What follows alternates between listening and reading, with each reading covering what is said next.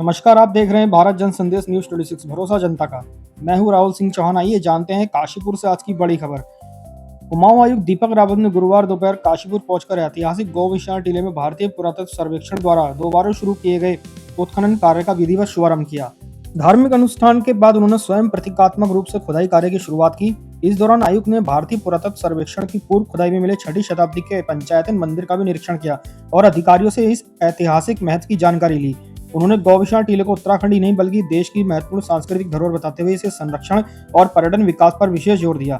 अधिकारियों ने आयुक्त को बताया कि लगभग 95 एकड़ में फैले इस ऐतिहासिक स्थल पर वर्ष 1965 से 2003 तक कई चरणों में पुरातात्विक उत्खनन किया गया था, जिसमें अनेक महत्वपूर्ण अवशेष प्राप्त हुए थे।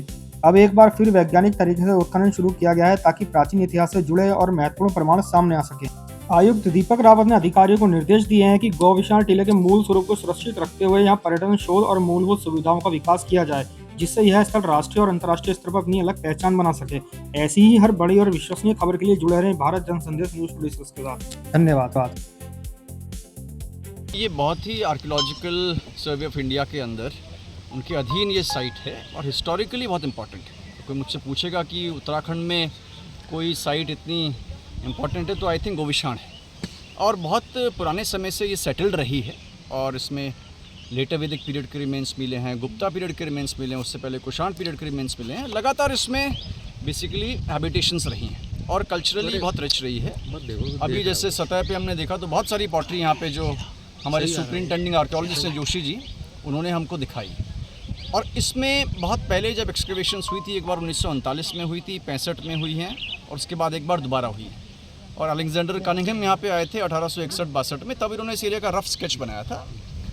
और कुल मिला के ये कह सकते हैं कि बहुत इंपॉर्टेंट साइट है। 95 एकड़ में ये फैली हुई है एएसआई की जो अंडर है। इस पे अब एएसआई ने इसकी इंपॉर्टेंस को देखते हुए दोबारा आपके जो डीजी साहब हैं रावत जी, उन्होंने यहाँ पे डिसाइड किया कि दोबारा हमें एक्सकवेशंस करने चाहिए, क्योंकि छोटे सेक्शन में इससे पहले एक्सकवेशंस हुए हैं। अब जो एक्सकवेशंस होंगे लगभग 1 साल चलेंगे और उसमें मैं समझता हूँ कि from the view point of history बहुत इंपॉर्टेंट चीज़ें मिल सकती हैं। तो आपके माध्यम से मैं पहली बात तो जो मुझे सुन रहे हैं काशीपुर में, क्योंकि आपके नज़दीक है, बाकी उत्तराखंड में और जगह भी जो हिस्ट्री में इंटरेस्ट रखते हैं, कि इस साइट को समय समय पे आप कवर भी करें, देखें भी। यहाँ पे जोशी जी ने कहा है कि इसमें जो इम्पोर्टेंट डिस्कवरीज ये लोग करते रहेंगे वो आपसे शेयर करेंगे। और एक बहुत अच्छा डीपीआर आपने बनाया है यहाँ पे, जो कि इस साइट को बाद में पब्लिक को खोलने के लिए, पब्लिक आ सके, हिस्ट्री को अप्रिशिएट कर सके, उसे देख सके, उसके लिए भी प्राविधान यहाँ पे करे गए हैं, जिसमें कि एक साइट पे म्यूज़ियम भी होगा, इंटरप्रिटेशन सेंटर भी होगा, जो आसान शब्दों में आपको बताया गया इस साइट की वैल्यू के बारे में।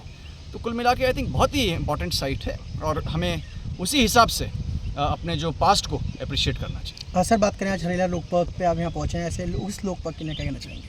सबसे पहले तो हरियाला की शुभकामनाएँ, आपको बधाइयाँ। और पूरे कुमाऊं मंडल की मैं बात करूं तो आज सभी डिस्ट्रिक्ट्स में और सभी डिपार्टमेंट्स में बहुत बड़े स्केल पे हम प्लांटेशंस करवा रहे हैं। और फोकस ये रहा कि जो हम प्लांटेशन कर रहे हैं, एक तो जो हम वाइल्ड में करते हैं वो तो करते ही हैं, लेकिन जो कवर्ड स्पेस में जो प्लांटेशन होती है उसमें सर्वाइवल बहुत अच्छा रहता है। तो हमारे जितने भी गवर्नमेंट कॉम्प्लेक्सेस हैं वहाँ पे भी हमने इसको किया है और उत्तराखंड और हरा बने, क्योंकि हरियाली हमारी यूएसपी है और इसी तरीके से हम इकोलॉजी इकोनॉमी का बैलेंस बना के चलें। सर, यहाँ पर अक्सर तेंदुआ मिलता है और कहीं ना कहीं आसपास जो रेजिडेंशियल एरिया है उनके लिए भी खतरनाक रहता है। ये समय समय पे इस तरह की न्यूज़ आती है, क्योंकि आप देखिए साइट अबैंडन्ड थी बहुत समय से, यद्यपि एएसआई के अधीन है, लेकिन कुछ जगहों पे इसने एक तरह का जंगल का रूप ले लिया है, क्योंकि लंबे समय से वैसे एक्सकवेशंस हुए नहीं और 95 एकड़ पे अचानक एक्सकवेशंस पूरे पे कर भी नहीं सकते। लेकिन इसमें फॉरेस्ट की टीम भी इसमें जानते हैं कि अब एक्सकवेशंस हो रहे हैं, तो वो इस बात को देख रहे हैं।